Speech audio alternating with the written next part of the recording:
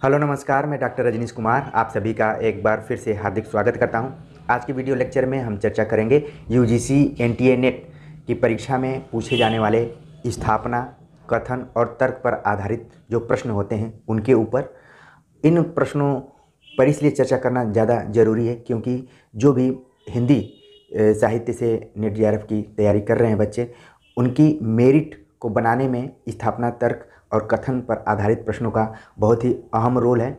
और ऐसे प्रश्नों की संख्या विगत वर्षों में लगातार बढ़ती जा रही है। शुरुआती दौर में 2-3 सवाल पूछे जाते थे, लेकिन धीरे धीरे अब इनकी संख्या 10 से 15 के बीच में हो गई है, आगे बढ़ भी सकती है।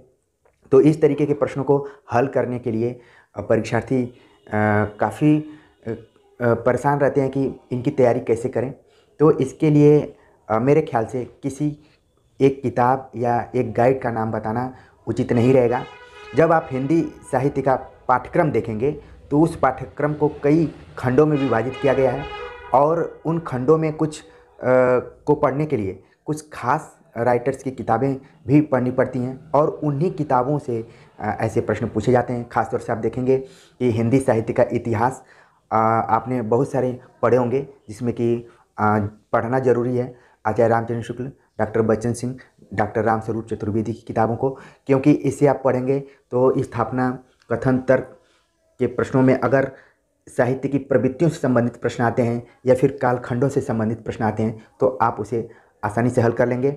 इसके अलावा जो भाषा विज्ञान का पोर्शन दिया गया है, उस पोर्शन को पढ़ने के लिए भाषा विज्ञान की भूमिका देवेंद्र नाथ शर्मा की बुक अगर आप पढ़ सकते हैं तो उसको पढ़िए। और अगर स्थापना, कथन और तर्क से संबंधित प्रश्न आए तो उनको आप आराम से हल कर सकते हैं।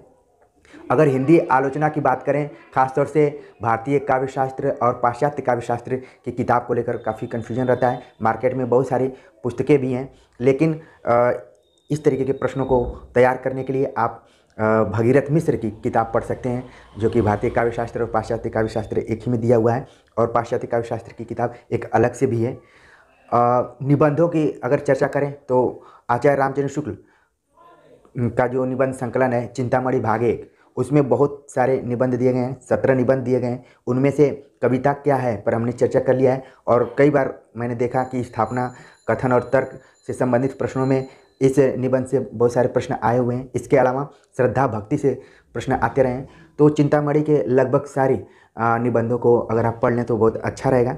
इसके अलावा साहित्य का उद्देश्य, प्रेमचंद की जो किताब है उसको पढ़िए, जिसमें उन्होंने साहित्य के उद्देश्य को बताते हुए अन्य पक्षों पर भी चर्चा किया है, जिसमें कि कहानी कला के बारे में उन्होंने चर्चा किया है और अन्य गद्य विधाओं के बारे में भी उन्होंने विस्तार से चर्चा किया है, तो उसको आप पढ़िए।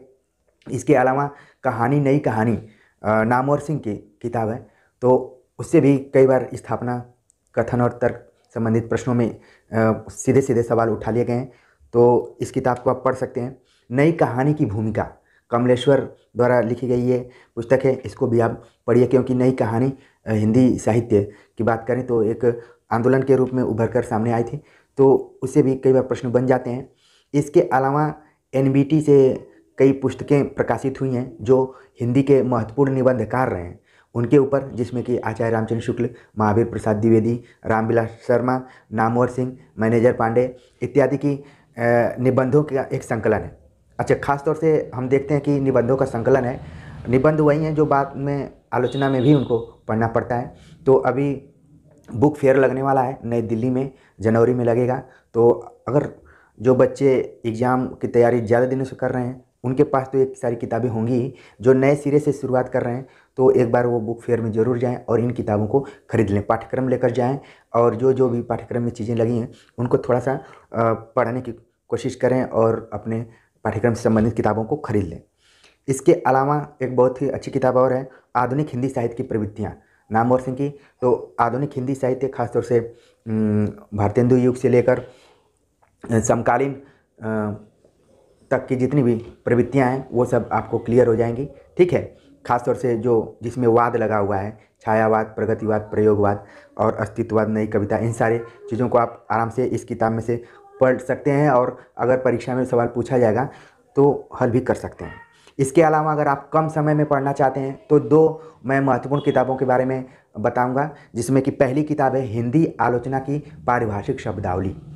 ये अमरनाथ द्वारा लिखी गई है, प्रोफेसर अमरनाथ, जो कि कलकत्ता विश्वविद्यालय के HOD भी रह चुके हैं।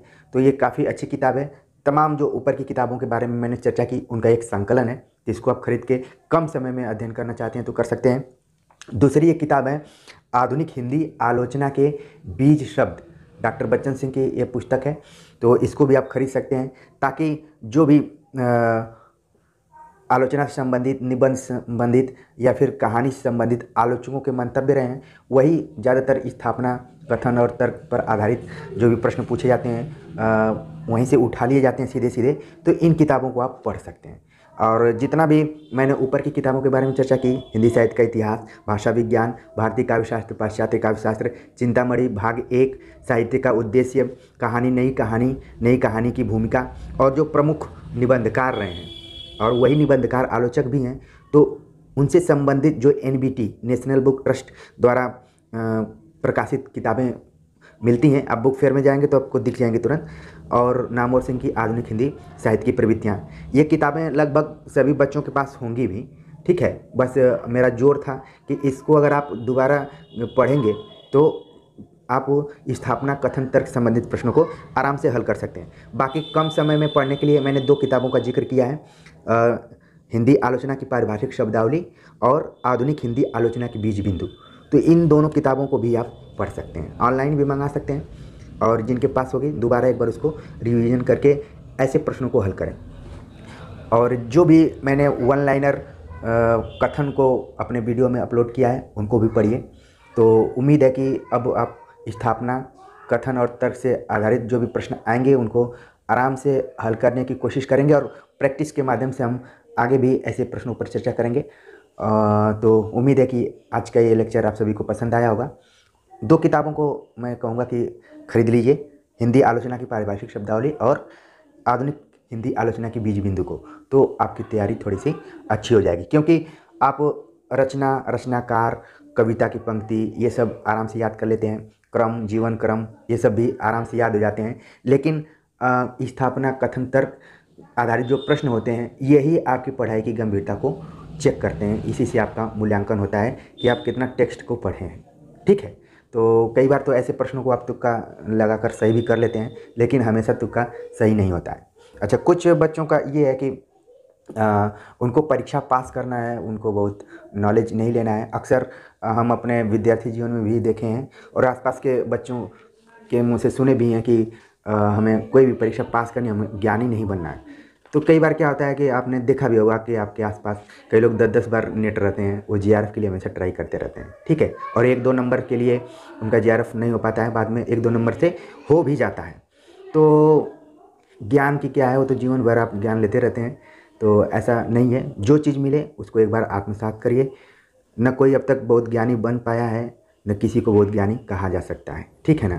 तो जो पढ़ाई करना है पढ़ते जाइए और लगातार लगे रहेंगे तो एक दिन आपका नेट भी होगा, GRF भी होगा, नौकरी भी लग जाएगी।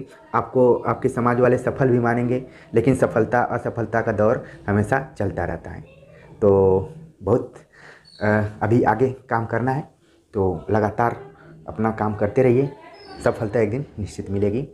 और किसी भी प्रश्न से आपको घबराना नहीं है।